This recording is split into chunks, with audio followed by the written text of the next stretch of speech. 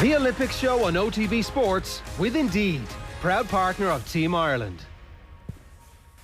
Yeah, so you're welcome back. We are talking Olympics, all with thanks to Indeed, proud to support Team Ireland at the Tokyo 2020 Olympics. Indeed believes the world works better when people are given every opportunity to unleash their true talents. Hashtag Talent Unleashed. I'm very happy to say to talk about Kellie Harrington. Naturally enough, we have the star of punditry over the last couple of weeks, Eric Donovan. How you doing? How are you, Joe? How are you keeping? Good, yeah.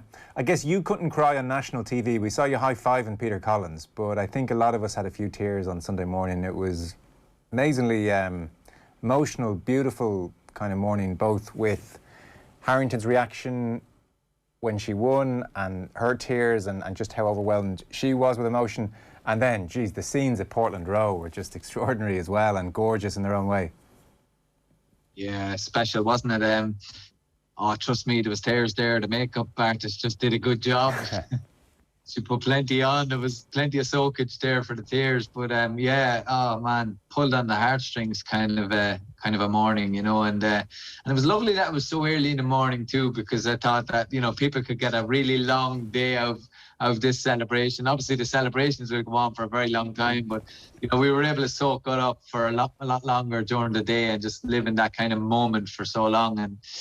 And oh my God, what a performance as well. I mean, like, you know, Beatrice Ferreira looked at one stage unbeatable. You know, that's how good she looked. She'd done a number on, you know, Kellie's nemesis, so to speak, in Mira Potconen, you know, who beat Kellie every time they boxed. You know, and she'd done a number on Potconen, Ferreira did, you know, so there were stages where she was looking unbeatable, you know, but then you know in the back of your mind that like the right tactics can beat this girl, you know, the right tactics can win this fight. And there's not many people who have, or not many boxers who actually have the right tactics in their toolbox, you know, or in their locker. You know, some people just don't have it, and that's why Ferreira was unbeaten for 2 years. But Kellie Harrington had it. But then it was all about, can she do it? Can she actually implement the tactics? Can she execute them? Oh my God, did she? Wow, it was just incredible, you know, because what she done was she made somebody who initially looked unbeatable look very ordinary. Yeah. And that shows you how class that performance was. Yes, because I spoke to somebody on Saturday night. I was chatting to somebody who really knows their boxing, and I was saying I'm going to get up tomorrow and watch this, and I was in work, you know, later that day. So I was saying, what do you think? Like, how good a chance? I hear this is going to be really tough. And this guy said, unfortunately, no, she's not going to do it. You know, it's just bridge too far. Ferreira's a brilliant fighter. This is going to be very difficult. And allied to that, I had heard you make the point that the first round here is crucial. One, because in general terms, winning the first round across these games and beyond is borderline essential. It's very hard to come back from losing the first round. And also you felt that, you know, it's very hard, you know, it mightn't be Kellie's natural strong suit to have to chase a fight and come from behind. So I had my friend in my ear from the night before, and then she loses the first round 3-2, and I have you in my ear, and I was like, okay, well, this thing, it's unfortunately going to go the way we don't want it to go. And then, I mean, it's hard to overstate just how impressive the next 2 rounds were from Harrington. You made the point on TV, she found her distance for one thing. Yeah. I think in the end of near the end of the first, like obviously she didn't get really a good start. Ferreira got off to a decent start, caught Kellie with a couple of big punches. And these were very, very, what would you say, kind of huge moments in the fight, because when Ferreira lands, trust me, Joe, she's one of the strongest punchers in that female division. Because I'll tell you how I know this, because Mira Potconen is a fighter who absolutely bulldozes through her opponents. She's only one function, and that's to go forward. And Mira Potconen has beat Katie Taylor, she's beat Kellie Harrington, she's beat Amy Brothers. So she is a beast, basically, right? So, but Mira Potconen went on the back foot and stood off Ferreira, because because Ferreira has power in both hands, and she was hurting Potconen with these punches.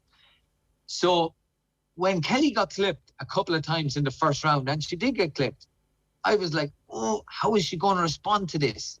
But her chin was tested, her character was tested, her whole kind of mental fortitude was tested in that moment, and she never broke. She never stopped believing. She never stopped kind of like trusting her game plan and trusting that she would get a foothold in the fight. And then around 1 minute left in the first round, she was losing it, but then she started to find her rhythm and her distance, because in the first 2 minutes she was changing for southpaw, orthodox, and when she's changing too much, that she's a little bit unsure. Nothing like this way is not working, orthodox is not working, southpaw is not working. When she's changing constantly, she's in a little bit of she's in a little bit, I wouldn't say trouble, but she's not settled. She's not settled in the fight. Yeah. And then around a minute to go in the first round, she settled. She settled into one style and started landing the shots and started finding the target, and then started to make Ferreira miss. And I said, this is where you want to be. If you start making her miss, she's going to get frustrated. She's going to get angry. And not only make her miss, but every time she misses, punish her, bam, bam, hit her, 1, 2, move left, move right. And that was fantastic. So even when the first bell rang, I said to Ken and Peter, actually, I said it to the boys over here, I said, I bet you this is split. This is going to be split. And it was 3-2. And in a way, I kind of felt it was going to be split in Ferreira's favour. And it was exactly split in her favour. But I wasn't anymore. I wasn't as nervous as I was, because I said she's taking her best punches. She's now got a foothold in the fight. She's now settled and relaxed, and she's finding the target. I kind of, my thought patterns were that she's really settling into this fight now. And I was proved right, because she came out in the second round and gave an absolute clinic. Wow. Yeah. Unbelievable. I know. And when you see suddenly all 5 judges and then suddenly all 5 again in the third round, I mean, it's just such a comprehensive win, which is great as well, because the Ochagava-Taylor thing definitely had a bit of controversy afterwards, and her side felt she was hard done by. Just one other point on the fight before I talk to you about the bigger picture. You talked there about Harrington's ability to switch from orthodox to southpaw. Like, I'd be one of those boxing fans where that wouldn't jump off the TV to me. I wouldn't see that switch all the time the way you and Kenny in studio, for instance, would spot it straight away. She's done it again, she switched back again. Can every fighter do that if they wanted? Does that take a huge amount of technical skill? Like, why has she worked on both? What's the advantage? I mean, would you have changed it up? Do most fighters change it up? Well, there's not many fighters that do it, actually. It is a skill, and it's one that takes a hell of a lot of practice. You kind of have to be doing it from very early on in your career. You probably want to be... it's a lot more kind of common now, but once, back in the day, when we were starting out, you were either it's a bit like in school. You're left-handed, right? You're southpaw. If you're right-handed, you're orthodox. And that's what they told you. And that was the kind of trainer's manual, and you stick to what you're good at, and you just stay that way. So if you're playing, let's say, right-handed golf most of your career, and then you stand into a left-handed golfer's position, you can imagine how difficult that's going to be for you, to step up and hit a ball. And for a boxer who has been boxing southpaw for 10, 15 years to turn orthodox, you feel really off balance, and you don't feel in control as you normally would in your normal stance. So it is a very difficult thing to do. It's not like a footballer kicking off both feet. It's kind of more along the lines of a golfer or a snooker player playing both ways. Right. That's as close as I can kind of describe it. Right. Well, that is significant. That's a big change. That shows a real level of skill. I mean, the best example I can think of doing it is Rocky Balboa in his second fight against Apollo Creed, but you know yourself. Yeah, Rocky was a dab hand, that's what he was. So, I mean, look, it was just, as I said, beautiful Sunday morning, and I was thinking of Michael Carruth when he won, and he jumped up and down, and his knees were around his ears, he was that excited.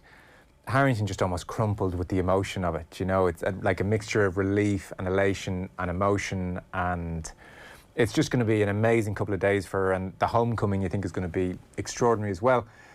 Does any part of you think, God, we're going to have to be a bit protective of her now and be very fair to her, because the house has been, open season, and Cork and Kilkenny fans yesterday dropping by to wish the family well is a beautiful thing, and you would think that's going to die down in the coming days, but in terms of Harrington getting back to the rest of her career, because she's so open, she's not like Katie Taylor, a very private person, she's very open, really good with the media, really good with people. She'll probably notice a change in her life now. She has gone from quite well known to superstar territory, really. Anyone who comes around her vicinity is going to be very excited to meet her for a long time. Yeah, she is a superstar, like, without a doubt. I'm so proud of her, so happy for her, because I know that for a long time, like, you know, she's been unlucky in the sense that Katie Taylor was in the same division as her. You know, like, Katie Taylor is absolutely phenomenal, world-class superstar, revolutionized women's female boxing. But Kellie would have been part of that revolutionary team as well. Like, Kellie wasn't one of the young girls who was inspired by Katie, you know, because Kellie wasn't a young girl, you know, sitting at home when Katie was winning gold medals in the Olympic Games. Kellie was actually out there plotting her own, you know, ploughing her own path too. But she was unlucky that she was in the same weight category as Katie. So Katie was number 1, Kellie was number 2. But they never boxed to find out who was the number 1 and 2. It's just that Katie had already cemented her place as number 1 and probably was never expected to test that place or to test that spot against Kellie, if you know what I mean, because she was going away and winning world titles and European titles. Katie was literally undefeated, you know, for years, you know, so she probably didn't have to come home and then fight Kellie Harrington to, you know, to decide who's going to be the number 1 for Ireland. So it's, in one way, Kellie was unfortunate that Katie is already, and obviously Katie had a little bit more experience than Kellie because she's about 3 years older than her. So she would have been outboxing. Katie would have been outboxing in the seniors around the world, senior international competitions before Kellie became a senior. Yeah. So, and how do you think Eric now coming home to being a superstar? What will that be like? Like, she'll need kind of almost some level of guidance or protection. I'd be very interested to see how quickly she can get back to just being herself and going about her ordinary life. Yeah, it's going to be very difficult. So going back to just like what I said, so Kellie had to kind of go up then to the light welterweight, like, and box in a weight division that she's not in, you know, so she could box in international tournaments. And she went to the World Championships in 2016, and that was the same World Championships that Katie was at. Katie got a bronze, was beaten by Estelle Mosley from France, and Kellie got a silver in the light welterweight division. Then afterwards, Katie went to the Olympics. Kellie couldn't go to the Olympics because her weight category wasn't in the Olympics. Light welterweight wasn't in the Olympics, but so she had to wait. And then obviously Katie went pro after Rio, and Kellie come into the weight division then, and now look what she's done. So what I'm saying is I'm glad that she has cemented her own legacy in her own right. You know, and her and Katie are 2 absolute legends, superstars, and they have, you know, cemented both their own legacies in their own right. So now Kellie's going to obviously be, like, the exposure, the spotlight's going to be on her. It's going to be hard for her because I think she's a home bird. She doesn't like going away. She won't move away. I can't see her moving anywhere, you know, or trying to get out town because she loves her town. But she's absolutely going to be inundated for you know, requests for pictures, for meetings, for interviews, for, like, it's going to be, her life in a way is going to be like she never knew before. It's going to change massively. But will the person change? Will Kellie change? I can't see that happening. No, you know? No. I definitely can't see that happening. She's just like the girl next door, you know, and an absolute gem. When you think back of, you know, we know Kellie, you know, the world knows her now, but we know Kellie, and we've known her before the Olympics and for the last number of years. You know, all the people in the boxing community know her, and a lot of people would have become more aware of her throughout the lockdown as well, when she's a frontline worker working in St. Vincent's Psychiatric Hospital, doing shadow boxing and boxing drills in the middle of the hospital, in the floor, you know, in the middle of the floor for all the residents, to entertain them, bring a bit of joy and happiness to their lives, you know. And to be fair, she's getting well funded now, Kellie, over the last couple of years, and getting good sponsorship too. She probably didn't even have to go into work like that, but she said it. She loves going in. She loves making a difference in the residents' lives, and, you know, bringing a bit of joy and happiness to them, and a bit of company, and that there is just a testament to her. And I remember watching her during the lockdown period when all boxing clubs were shut. Boxing got a right hard blow during this pandemic, because it's an inside sport, you know, and it's a physical contact sport. So, you know, a lot of clubs have shut down. A lot of clubs have lost boxers. You know, boxers have left and went away from it, and you know, like even the Irish team have lost 2 boxers that could possibly have been in Tokyo as well. Dean Gardner, life just wouldn't wait up for him anymore. He went into education and he had a new baby. So like he didn't have the luxury of hanging around anymore. And Michael Levin was another one who went off, and it's a bit of a mystery around him. But like I said, Kellie was struggling. She was really struggling to prepare for Tokyo, and because she couldn't get access to the clubs or to her coaches. And I saw the documentary, Dara Brambreaks, where she was like teaching her partner, Mandy, how to hold up the pads. Can you imagine? You're preparing for Olympic Games. You can't get a coach to hold up the pads. She's there teaching her partner how to hold them up. And so Kellie was throwing combinations and all at them. So it's just amazing when you look back at the whole journey of it all. It's been incredible. I mean, as you said, she didn't even have funding really until after that 2016 World Championships, you know, so she's in her mid-20s then. This was a real late flourish, and it's, I mean, been an extraordinary result, obviously.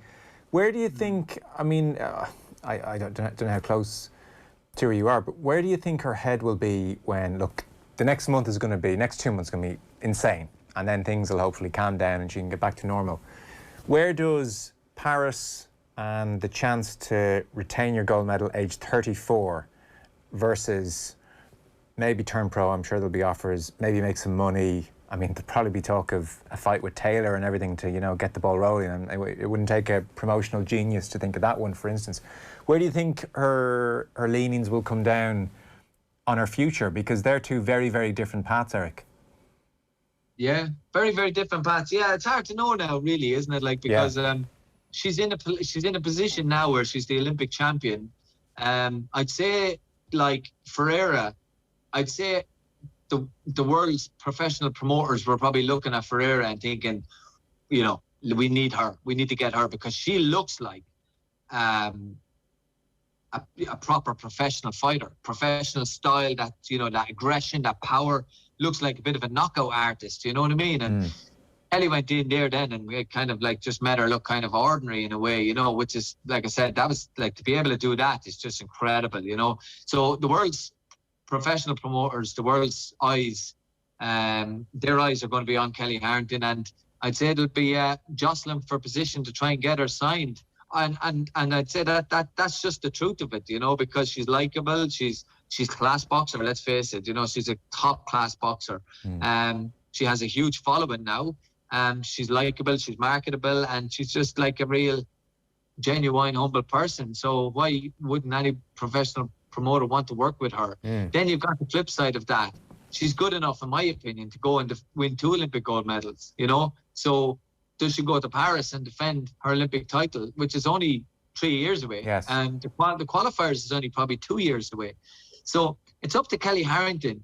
I think, you know, you can't really knock her for whatever she does, but you know, being an Olympic champion in Ireland, I'm going to say this, it doesn't really, it's like, it's life-changing in a lot of ways, but financially, you can't get any more money from Sport Ireland, or, you know, you're on your grant. Your grant is like 40 grand a year, I think, or something like that. That's top funding for international medals. You might get a bonus of a bonus for winning these medals, but the maximum allowance, or the annual grant or funding they give you, is 40,000. Maybe it's gone to 50, but it's no more than that, you know. And so that there is not really life changing. You know, you can't, like an Olympic champion, you can't go now and start kind of purchasing a house or any apartment out of that, because, you know, you kind of have to live as well. She will get good endorsements and good brands that will come in behind her and help her out with sponsorship.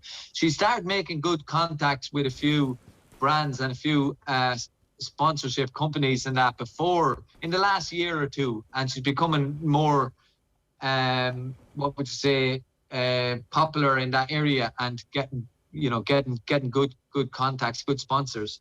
But is that enough? Like, will she want to go professional and maybe make life-changing money? Because she is good enough to go to professional and win multiple world titles, something very similar to what Katie Taylor has done. She's capable of doing that too. And time is short as well. You know, she is 31. So if she wants to go down that route, her next 3 or 4 years would be crucial in terms of like capitalizing on that. Or does she stay amateur and go and defend her Olympic gold medal? I still think she will do well as an amateur and still maybe make some, I don't know, maybe like money. Money's not everything anyway, but like it's, you know, she's in a position now, and I suppose that's something that's going to be thrown around, you know, and there will be offers coming in from professional promoters, and I really don't know what Kellie is going to do. No, it's going to be interesting, Last isn't thing, it? sorry, is that there's a few people that have said to me already, no-brainer, Taylor, Harrington, Kellie Harrington, Katie Taylor, has to happen. Croke Park, you know, people are just getting ahead of themselves. People are just, but like, there is no doubt about it. Like that fight would sell out any arena. But to me personally, I want to say this for the record: I wouldn't like to see it. They're two absolutely wonderful human beings. They've revolutionised women's boxing on the world stage and here in Ireland. They've both cemented their own legacy in their own right. I love the both of them, and I'd hate to see them square off against each other. I know. You don't feel good about either losing that fight. That's the problem with that fight. Just a point to make, and this is not a new point, but just about Zor Antia. Even yesterday there was just a piece in the Sunday Independent. It was a really good piece by Sean McGoldrick, just again charting Zor, and I hadn't fully appreciated that. It was just like by chance that an Irish person with links to boxing was over kind of teaching some local referees, and his name escapes me now, but he saw Zor coaching in the other side of the boxing gym in Georgia, and he likened it to when you see a good golf swing, you just know it looks good. And he looked at that guy and said, geez, I think he's good. And he mentions it to Gary Keegan, who then goes off and does some research, and Keegan finds amazing things about him like that.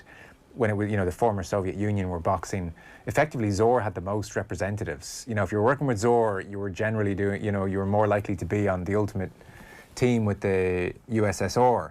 And they track him down and they get him, and it's meant to be for 2 years, and suddenly he's 18 years here and the whole family are citizens and one child's been born here.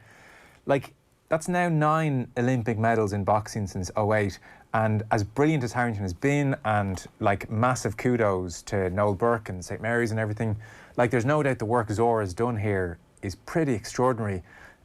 Absolutely essential they keep this guy. I mean, once again, he's coming home and boxing has delivered in a big way. It's really extraordinary, his legacy. Absolutely extraordinary.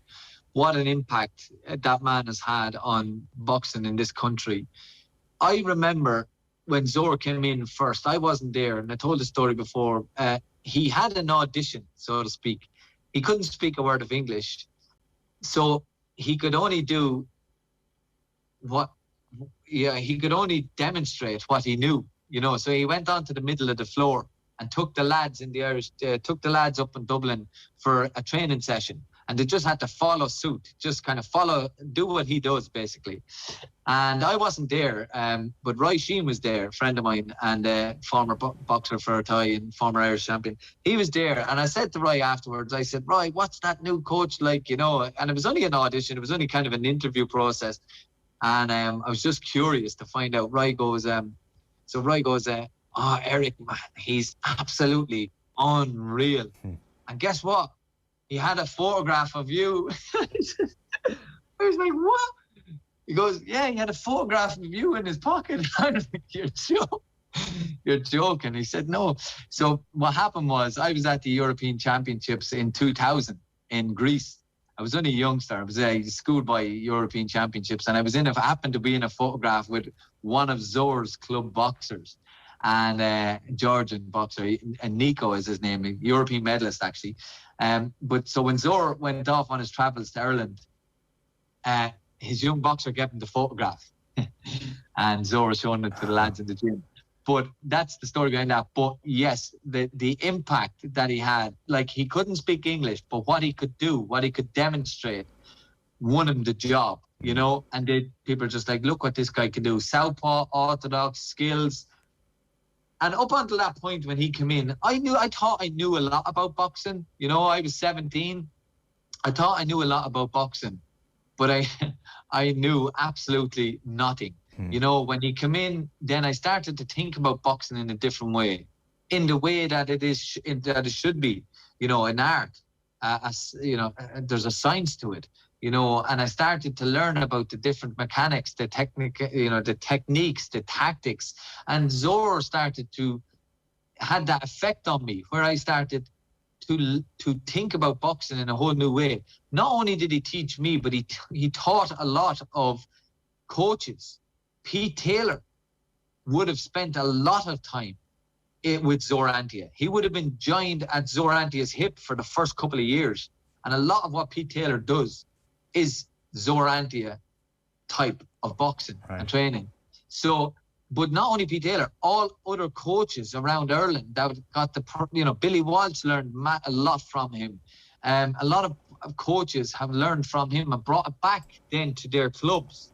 And then it filters down and it filters down. But without a doubt, the impact that he has had on this country in terms of boxing has been humongous. He's won 9 medals, or he's been there since, you know, the Irish team have won 9 medals. Yeah. And that's half of the medals that Ireland have won ever in the history of, since the Olympic Games, you know. And I think it's 1952 was the first medal, up to 1992 with Michael Crute. That's 40 years, 9 medals. And then over the last 4 Olympic Games that Zora's been involved in, 9 medals. It's incredible. Yeah, no, got to keep him, I think. Listen, it's been a phenomenal weekend for Irish boxing, for Irish sport. Thanks so much for coming on. Great work on the TV over the last couple of weeks. We'll talk to you soon. We'll talk to you about your own career as well, maybe in the next couple of weeks. I know you have a fight coming up, so we'll do that in due course as well. Eric Donovan, thanks so much, Eric. Pleasure, thank you. Cheers. Eric Donovan there. So that was our Olympic show, with thanks to Indeed, proud to support Team Ireland at the Tokyo 2020 Games. Indeed believes the world works better when people are given every opportunity to unleash their true talents. #Talent Unleashed. Eric Donovan there. The Olympic show on OTB Sports with Indeed, proud partner of Team Ireland.